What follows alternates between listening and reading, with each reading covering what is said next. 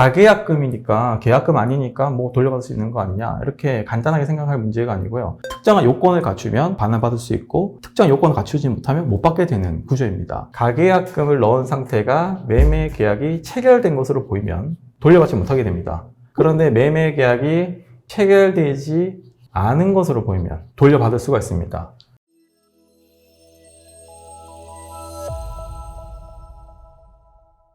안녕하세요. 부동산 전문 김민중 변호사입니다. 이번 시간 가계약금 돌려받는 방법에 대해서 한번 살펴보겠습니다. 그리고 어떤 경우에 가계약금을 돌려받을 수 있는지 살펴보겠습니다. 지금처럼 부동산 시세가 급등하거나 아니면 급락하는 시기에 이 가계약금 문제 많이 발생합니다. 왜냐하면 부동산 계약을 체결했고 가계약금을 넣었는데 갑자기 정부 정책이 발표되거나 특별한 사정이 생겨서 부동산 가격이 오르거나 급락하는 경우에는 둘 중에 한 명이 계약을 파기하고 싶어 합니다.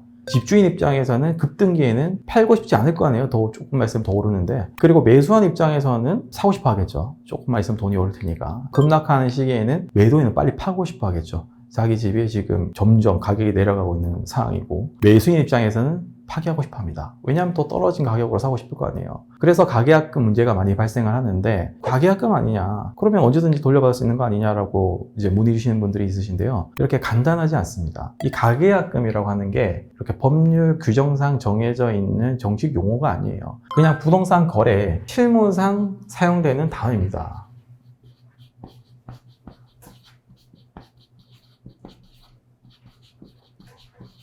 공인중개사 사무실에 가서 부동산을 보고 마음에 드는 물건 한두 개 있습니다. 그러면 물건들에 대해서 관심을 가지면서 공인중개사한테 말을 하게 되는데요. 그러면 공인중개사나 아니면 그 중개보조원이 이거 이제 물건 이제 하나밖에 없다. 곧 팔릴 거다. 그리고 지금 연락 주시는 분들이 너무 많다. 지금 가계약금 당장 넣으셔야 된다. 안 넣으시면 아마 못 살 것 같다. 이렇게 이야기를 하시는 경우가 있어요. 그러면서 이 해당 물건을 선점하고 내가 찜하는 차원에서 가계약금을 넣는다라고 얘기를 하는데, 나중에 중개사가 이 계약 체결에 대한 문자를 보내면서 이게 조금 복잡해질 수가 있습니다.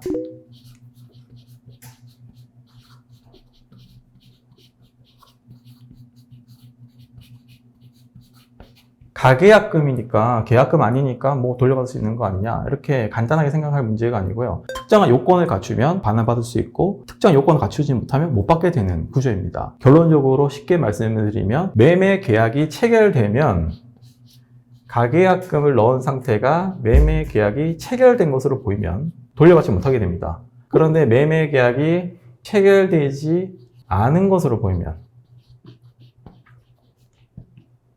돌려받을 수가 있습니다. 만약에 가계약금을 넣은 정도는 매매 계약이 체결된 것으로 볼 수 없다라고 하는 상황이라면 단순히 보관금 증거금이기 때문에 받은 만큼 돌려주면 된다는 것이죠. 예를 들어서 가계약금이 5억짜리 물건인데 500만 원이라 칩시다. 그러면 매매 계약이 체결되지 않는 상황이라면 매수인 입장에서는 돈을 500만 원만 돌려받으면 되는 거고, 매도인 입장에서는 500만 원만 또 역시 돌려주면 그냥 끝나는 거예요. 그런데 만약 매매 계약이 체결된 것처럼 보인다면 그때는 돈을 돌려받으시는 것이 아니라 돈을 못 돌려받게 됩니다. 그러면 어떤 경우에 가계약금만 넣은 상태인데 매매 계약이 체결된 것으로 보느냐, 어떤 경우에 매매 계약이 체결되지 않은 것으로 보느냐, 이 기준이 있는데요. 이 매매 계약은 불효식 계약이라고 하고요, 낙성 계약이라고도 합니다. 쉽게 말해서 불효식 계약은 형식을 갖출 필요 없다는 거죠. 특정한 형식이 갖춰져 있는 것은 아니라는 겁니다. 그러니까 구두 계약도 계약이고 문자로 계약을 할 수도 있고 통화를 통해서도 계약을 할 수 있다는 거예요. 형식이 없다는 거고, 낙성, 승낙을 하면 계약이 체결된다는 거예요. 내가 구두로 이야기를 했고 구체적인 사항이 체결이 됐고 승낙을 하면 그 즉시 매매 계약이 체결된다는 것이지, 특정하게 반드시 이 계약서에 작성을 해야 매매 계약이 체결되는 것은 아니라는 거거든요. 그래서 내가 만약에 문자를 통해서 계약을 체결했다고 하더라도 매매 계약이 성립될 수도 있어요. 그러면 대법원 판례는 어떤 경우에 매매 계약을 체결됐다라고 보는지 문구가 있는데요. 대법원 판례에 따르면 계약의 본질적인 상황, 중요한 사항에 대해서 의사합치가 있는 경우에 매매 계약이 체결됐다고 봅니다. 형식도 없고 승낙만 하면 계약이 체결이 되는데, 조금 더 세부적으로 대법원 판례를 보자면 이런 부동산 매매 계약에 있어서 본질적인 사항과 중요한 사항에 대해서 쌍방 의사 합치만 있다면 이건 매매 계약이 체결된 것이다 라고 보는 것이고요. 이렇게 매매 계약에 있어서는 그러면 본질적인 사항과 중요한 사항이 뭐냐, 이제 매매 목적물이 특정이 돼야 됩니다.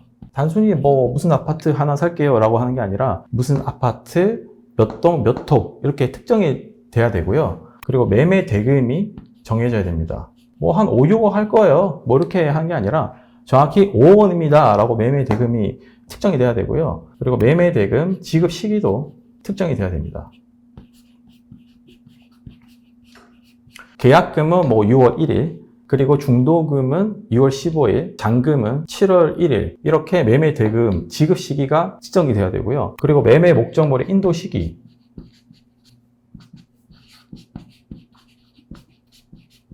이런 것도 구체적으로 특정이 되면 대법원은 계약의 본질적 사항, 중요한 사항에 대해서 의사 합치가 있다고 보고 매매 계약이 체결된 것으로 봅니다. 매매 목적물, 내가 잔금 치르면 그때 107동 3천 2호를 인도해 주겠다 라고 하는 내용이 들어가 있다면 이제 매매 계약이 체결된 것으로 보는 거죠. 그래서 이런 구체적인 내용이 만약에 계약서가 작성이 됐다,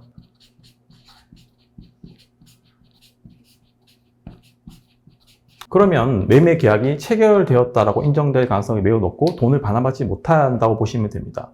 목적물, 매매 대금, 지급 시기, 인도 시기는 대부분 계약서에 들어가거든요. 계약서를 작성했다고 하는 것은 매매 계약이 체결됐다고 하는 것이니까 가계약금 못 돌려받는 겁니다. 그리고 이런 내용의 문자를 직접 직계약하는 경우, 공인중개사가 아니라 직접 매도인과 매수인이 직접 거래하는 경우, 대부분 그러면 매도인과 매수인 간에 의사 합치가 있었다라고 보는 경우가 많고요. 그런데 만약에 공인중개사를 통해서만 이야기를 주고받은 경우에는 매매 계약이 체결되지 않았다라고 보는 판례도 있어요. 매수인과 매도인이 만난 적도 없고 이야기해 본 적도 없으니까 그건 매매 계약이 체결됐다라고 볼 수 없다라고 하는 판례도 있고요. 가장 많은 경우인데요, 가계약금을 넣은 상태인데 매매 계약서는 안 썼어요. 그리고 직계약도 아닙니다. 공인중개사를 통해서 계약을 하는데 계약서를 쓰지 않은 경우가 있어요. 그런 경우는 공인중개사가 어떻게 쌍방 당사자에게 매매 계약 체결에 대한 문구를 보냈는지가 중요해요. 중간 시점에서 한번 정리를 해보면 가계약금을 돌려받을 수 있을지에 대해서 매매 계약이 체결되지 않았다면 그냥 돈을 돌려받고 끝내면 되는 거고요. 만약에 매매 계약이 체결됐다면 매도인과 매수인이 계약을 파기했을 때 각 해약금이 어떻게 되는지, 얼마를 그럼 파기할 때 위약금으로 줘야 되는지 문제가 발생하게 됩니다.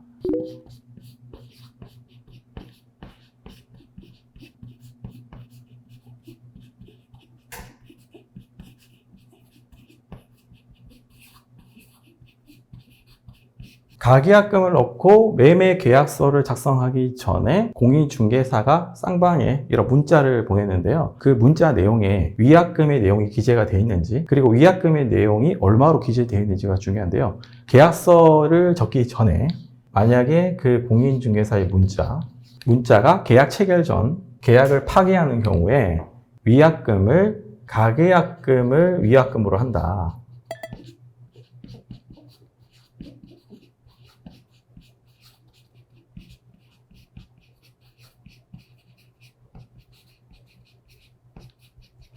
이렇게 책정하는 경우가 있어요. 가계약금을 위약금으로 책정한 경우니까요, 단순히 내가 받은 가계약금만 돌려주고 끝내면 돼요. 예를 들어서 매매 대금이 5억 원이고 가계약금이 500만 원이라고 칩시다. 가계약금이 500만 원이고 계약 체결하기 전에 만약에 매수인이 계약을 파기할 경우에는 넣었던 500만 원을 포기하면 되고, 매도인의 경우에는 가계약금의 2배를 반환한다라고 기재되어 있을 수가 있어요. 그런 경우에는 이 위약금의 금액이 가계약금이 됩니다. 그런데 공인중개사의 문자에 계약 체결 전에 가계약금이 아니라 계약금을 위약금으로 책정하는 경우가 있어요. 이 문구 하나 차이인데요, 가짜가 들어가느냐 아니면 그냥 계약금이라고 기재되는지에 따라서 달라질 수가 있어요. 이건 계약금이잖아요. 그리고 매매 목적물, 매매 대금, 지급 시기, 이런 인도 시기가 특정된 상태에서 이렇게 위약금 규정을 만들었다면 계약금은 단순히 가계약금 500만 원이 아니라 계약금은 5억의 10%인 5천만 원이 이제 계약금이 되게 되는 거거든요. 그러면 완전히 문제가 달라질 수 있어요. 만약에 공인중개사의 문자가 계약금을 위약금으로 책정한다라고 돼버리면 매수인 입장에서는 이미 이제 500만 원을 넣었었죠. 5억짜리 물건을. 그러면 매도인 입장에서는 매수인으로부터 이미 500만 원을 받았었고요. 그러면 4,500만 원을 돌려주면 되는 것이고, 그리고 위약금으로 5천만 원 더 지급을 해야 계약을 파기할 수 있게 됩니다. 이렇게 계약금의 일부를 넣었을 때 어떻게 배액 배상을 해야 되는지 문제가 있는데요. 계약금의 일부만 넣었기 때문에 계약금의 일부만 배액 배상을 하면 되느냐, 아니면 계약금 전체 금액으로 책정된 계약서에 기재된 계약금의 배액을 상환해야 되느냐, 이런 문제가 발생할 수 있거든요. 근데 대법원 판례는 계약금의 일부를 지급했을 때 지급했던 일부만 배액 상환하면 되는 것이 아니라 계약서에 기재된 그 10%인 계약금의 배액을 전부 손해배상을 해야 계약금 해제를 할 수 있다고 판시한 판례가 있습니다. 그래서 이렇게 계약이 성립되었다라고 판단이 되었을 때 공인중개사가 문자를 어떻게 보내는지에 따라서 결과가 완전히 달라질 수 있으니 꼭 확인을 해보시기 바랍니다. 이렇게 이번 시간 가계약금을 돌려받는 방법, 어떤 경우에 돌려받을 수 있는지, 그리고 어떤 경우에 얼만큼 받을 수 있는지 살펴봤는데요. 매매 계약이 체결되어 있는 것으로 볼 수 있는지, 체결되지 않는 것으로 보이는지, 그리고 위약금 기재가 되어 있는지, 그리고 위약금의 금액이 어느 정도로 책정되어 있는지에 따라서 결론이 달라질 수가 있습니다. 만약에 곤란한 상황에 처하셨다면 저희 로그인에 연락을 주시면 신속하게 전문 변호사들이 안내해 드리도록 하겠습니다. 감사합니다.